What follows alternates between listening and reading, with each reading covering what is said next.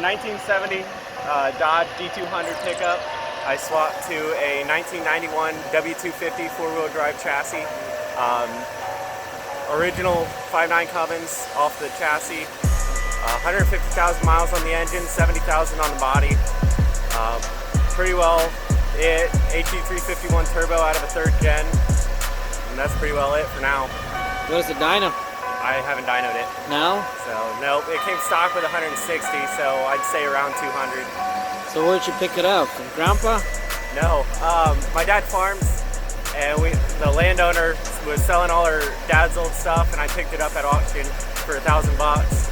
And then I picked the Cummins up off of my neighbor for $2,500. So non-running, threw a fuel pump on it, and it fired right up. You say it was automatic or standard? It's an automatic 3-speed. I'm hoping to put a 5-speed in it. 3-speed, huh? Yeah. What is it, 47? RH? No, it's the 727. Oh, 727.